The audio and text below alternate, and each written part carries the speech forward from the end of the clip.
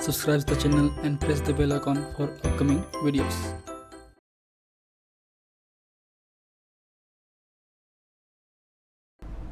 आते हैं Fermi resonance. So what is the Fermi resonance? ये बहुत ही इंपॉर्टेंट टॉपिक है कपलिंग इंटरेक्शन और खासकर फर्मी रेजोनेंस।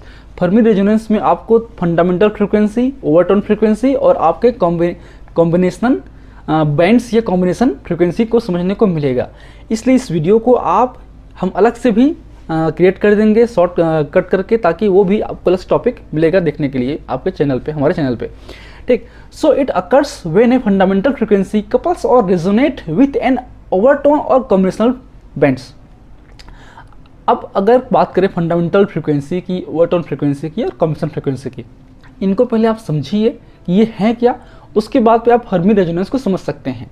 सेम रेजोनेंस मतलब होता है सिमिलर अगर वैल्यूज होते हैं तो आपस में रेजोनेट करते हैं, कपलिंग करते हैं।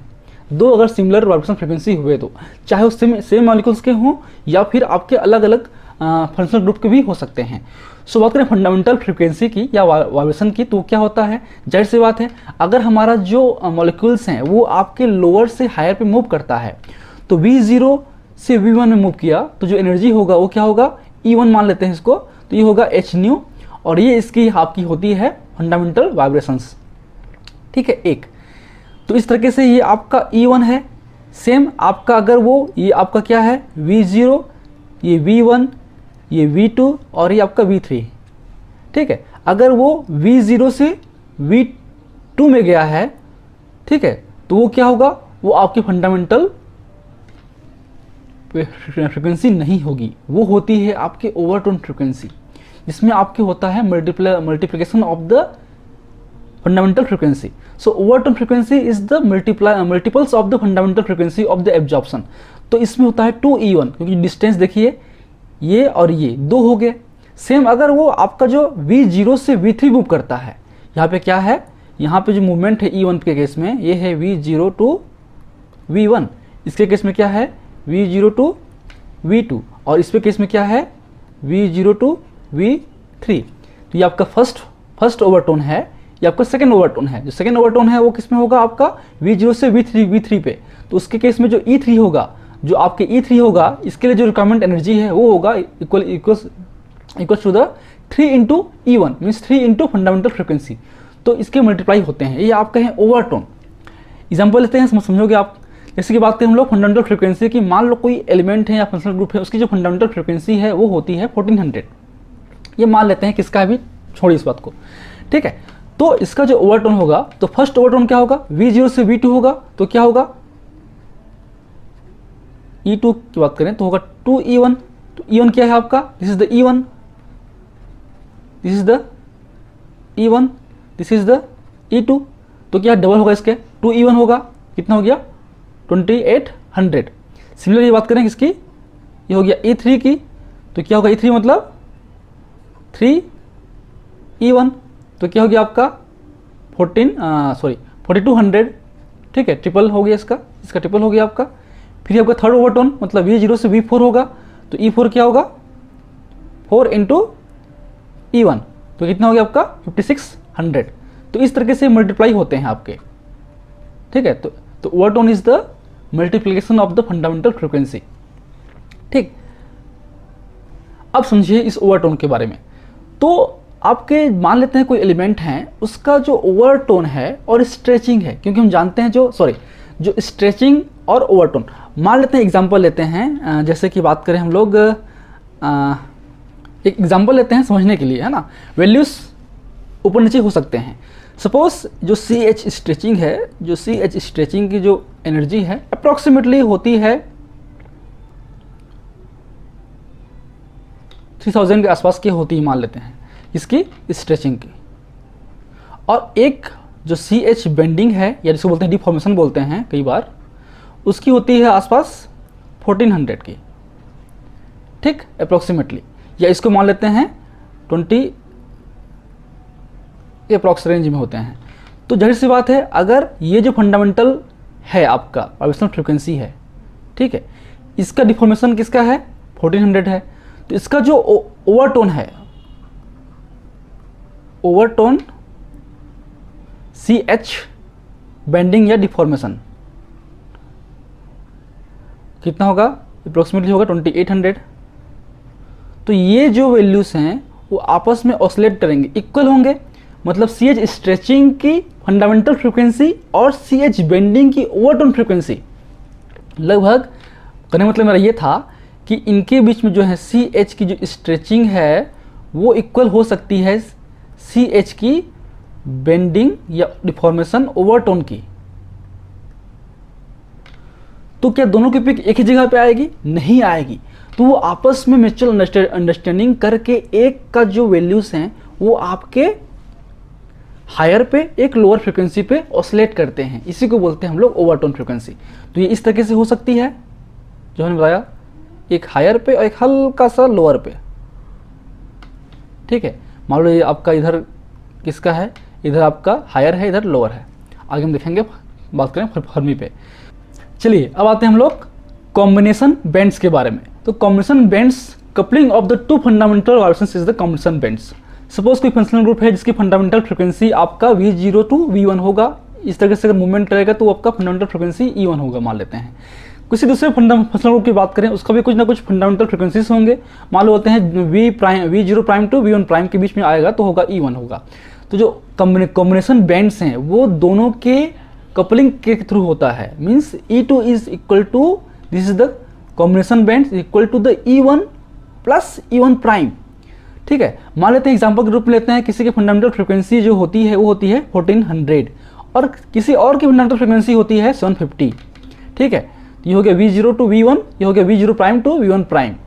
तो इन दोनों को ऐड करेंगे तो हो गया आपका combination bands, E2 equal to E1 plus E1 prime. तो ये हो गया कॉम्बिनेशन बैंड। तो अल्टीमेटली अब नेक्स्ट है हमारा फर्मी रेजोनेंस।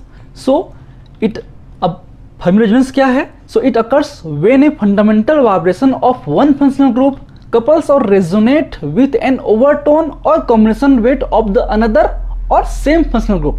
यहाँ पे अनदर भी हो सकता है और सेम फंक्शनल ग्रुप के बीच में हो सकता है। ठीक है, तो जैसे कि बात करें, ये किसी फंक्शनल ग्रुप की या किसी मॉलिक्यूल्स की फंडामेंटल फ्रीक्वेंसी है, फंडामेंटल वाइब्रेशंस हैं E1, V0 टू V1। ठीक है, अब किसी और फंक्शनल ग्रुप हो या फिर सेम फंक्शनल ग्रुप के कुछ और जो बेंडिंग है, स्ट्रेचिंग है, उस तरीके से हो, तो उसका जो आपके वाइब्रेशनल फ्रीक्वेंसी है, फंडामेंटल वाइब्रेशंस हैं, ये आपका E1 हो गया और ये हो गया आपका E2। E2 की क्या है? आपका ओवरटोन है ना, this is the first overtone. तो इसका जो वैल्यू है वो इसके बराबर होगा। तो E1 is equal to E2। तो वो होता है आपका फर्मी रेजोनेंस, मतलब वो रेजोनेट करेगा जो एक फंडामेंटल फ्रिक्वेंसी है किसी दूसरे के या अपने ही आपके ओवरटोन वैल्यू से मैच करेगा, वो होता है आपका फर्मी रेजोनेंस एक तरीके से। जैसे कि आपका एग्जांपल लेते हैं, मान लो 1400 हो गया आपका फंडामेंटल फ्रिक्वेंसी किसी इसका जो फर्स्ट ओवरटोन होगा E2 होगा, वो क्या होगा? दिस इज द E2 है ना, दिस क्या है? E2 प्राइम, ये आपका E1 प्राइम। तो ये हो गया फर्स्ट ओवरटोन 2800। अब ये जो वैल्यू है ये किसी दूसरे के फंडामेंटल फ्रीक्वेंसी से अगर मैच करता है, कपल करता है, वो होता है आपका फर्मी रेजोनेंस।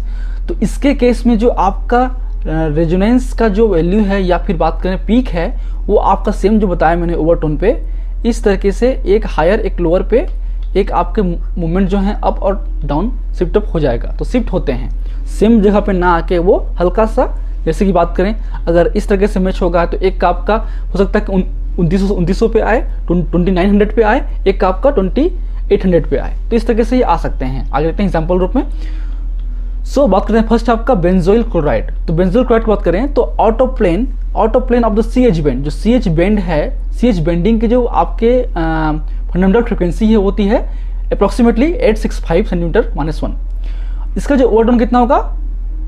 1730 के इक्वल होगा अप्रॉक्सीमेटली।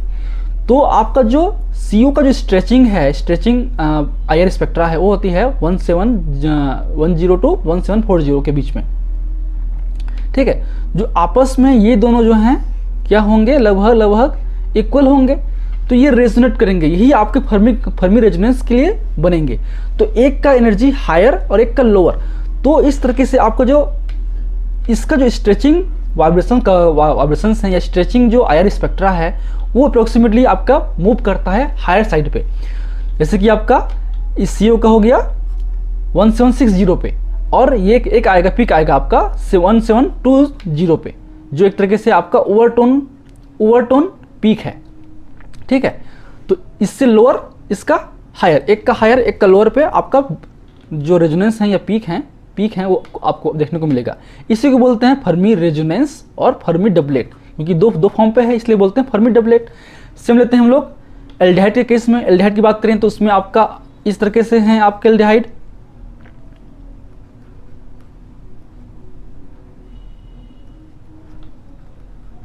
ठीक है। तो इस बात करें हम लोग एल्डिहाइड की तो CH बेंडिंग, CH जो है आपका बेंडिंग होता है फंडामेंटल फ्रीक्वेंसी 1390 का, जिसका ओवरटोन कितना हो गया 2780 का, ये आपका ओवरटोन है। दिस इज द ओवरटोन, इसको हम बोले थे क्या बोलते हैं E2 प्राइम, है कि नहीं। अब जो CH स्ट्रेचिंग है उसका फंडामेंटल होता है हमारा 2800 के इक्वल, तो ये क्या होगा, हो गया आपका, ये हो गया E1 हो गया, है कि नहीं। तो इसी केस में क्या हुआ, जो E1 का वैल्यू है वो अप्रोक्सीमेटली सिमिलर है आपके E2 प्राइम से। इसी के CH के ही आपके जो ओवरटोन है, CH बेंडिंग ओवरटोन है, उसके इक्वल होगा हमारा CH स्ट्रेचिंग का फंडामेंटल फ्रीक्वेंसी। सो फर्मी रेजोनेंस किस में आएगा, आप इनके मूवमेंट होंगे एक अप एक डाउन पे, क्योंकि ये इतना है 780 पे एक 200 पे, तो एक आएगा 2824 या 2820 के अप्रोक्सीमेटली एक पीक आएगा, और एक पीक आएगा 2720 के, जिनका बीच का डिफरेंस होता है वो अप्रोक्सीमेटली कितना होता है 100 सेंटीमीटर -1 का बीच में डिफरेंस होता है, इसमें गैप होता है इन दोनों के बीच में। इसलिए एक आपका CH स्ट्रेचिंग का आ गया 2880 पे, और जो आपके CH बेंड ओवरटोन का जो पीक आएगा वो आएगा 2720 पे, जबकि आना कितना था, इसका आना था 2800 पे और इसका आना था 2780 पे, जो उतना नहीं आया है। इसलिए क्या होंगे, शिफ्ट होंगे, कुछ लोअर साइड पे कुछ हायर साइड पे, क्योंकि हम वही तो पढ़ रहे हैं कि कौन से फैक्टर्स हैं जिससे आपका जो आयर स्पेक्ट्रा है वो शिफ्ट होंगे। So this are the basics about the coupling interaction, coupling vibration और द फर्मी रेजोनेंस। ठीक, if you like my videos please press the like button, share with your friend, and any feedback please comment on the comment section, that motivates me for the upcoming videos. In last, thank you, keep watching.